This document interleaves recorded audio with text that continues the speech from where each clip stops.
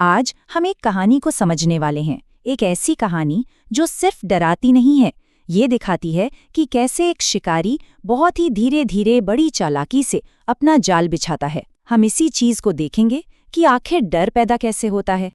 और कहानी की शुरुआत होती है बस इस एक लाइन से। सुनने में तो ये एक सीधी सादी सी बात लगती है ना? लेकिन असल में यही वो पहला इशारा है एक बहुत गहरे और भयानक राज की तरफ। तो चलिए कहानी में घुसते हैं। इसकी पूरी सेटिंग एक ऐसे फार्म हाउस की है जो खूबसूरत तो है लेकिन दुनिया से बिल्कुल कटा हुआ, और यहीं से पता है उस बेचैन कर देने वाले अकेलेपन की शुरुआत होती है जो इस पूरी कहानी की नींव है। ये बिल्कुल एक क्लासिक हॉरर वाला सेटअप है।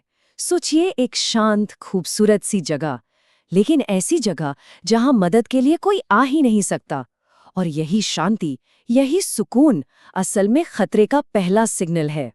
और यहीं पे कहानी हमें पहला बड़ा हिंट देती है। ये सिर्फ एक तहखाना नहीं है, आप समझिए, ये एक सिंबल है इस बात का कि ये जो खूबसूरत सी जिंदगी दिख रही है ना, उसकी सतह के ठीक नीचे एक बहुत ही भयानक सच छिपा हुआ है। तो अब वो जाल बिछना शुरू होता है जिसके बारे में हम बात कर रहे थे। जंगल में एक ऐसी मुलाकात होने वाली है जो सब कुछ हमेशा हमेशा के लिए बदलने वाली है।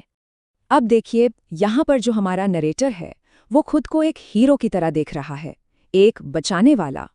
लेकिन उसे जरा भी अंदाजा नहीं है कि जिसे वो एक रेस्क्यू मिशन समझ रहा है वो असल में उस शिकारी के जाल में उसका पहला कदम है।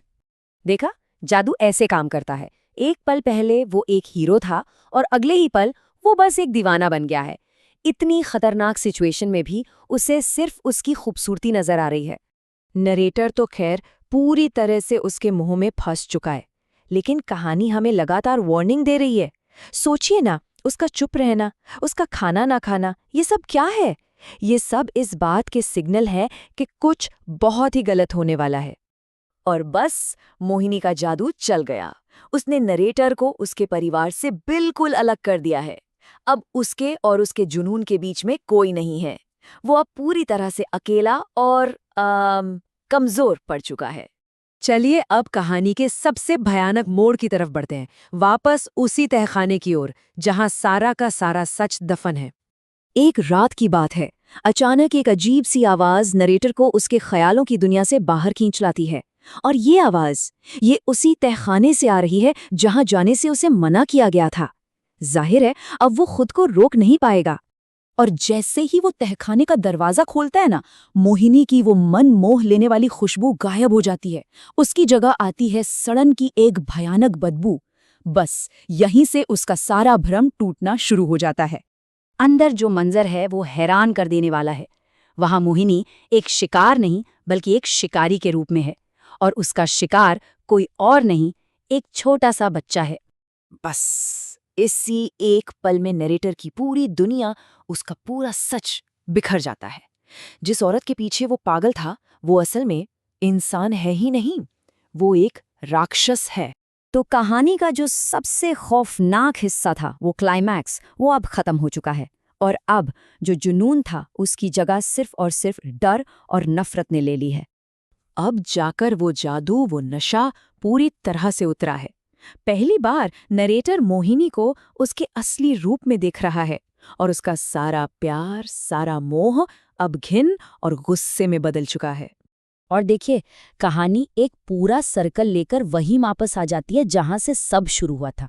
वो उसे वापस उसी जंगल में घसीट कर ले जाता है, लेकिन इस बार उसका रोल बदल गया है।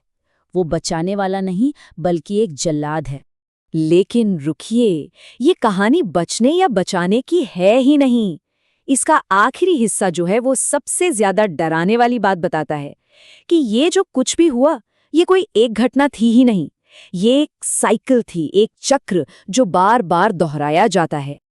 और जरा सोचिए, ठीक उस पल जब हमारा नरेटर मोहिनी को खत्म करने ही वाला होता है, सीन में एक और हीरो आ जाता है, एक और बचाने वाला, और घटनाओं का वो पूरा का पूरा चक्र फिर से बिल्कुल वैसे ही शुरू हो जाता है जैसे पहले हुआ था।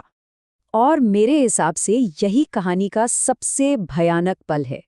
मोहिनी मुड़कर पहले वाले नरेटर की तरफ देखती है, और वो एक झटके में समझ जाता है कि इस कभी ना खत्म होने वाले शिकार के खेल में वो सिर्फ एक प्यादा था, बस।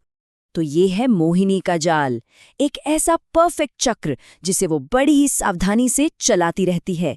वो बचाने वालों को ही अगले बचाने वाले के लिए विलन बना देती है, ताकि उसका शिकार हमेशा हमेशा चलता रहे। और आखिर में कहानी हमें एक बहुत ही बेचैन करने वाले सवाल के साथ छोड़ जाती है कि ये कहानी असल में कभी खत्म ही नहीं होती। ये शिकार तो हमेशा चलता रहेगा और किसी नए शिकार के लिए जाल शायद अभी भी बिछाया जा रहा है।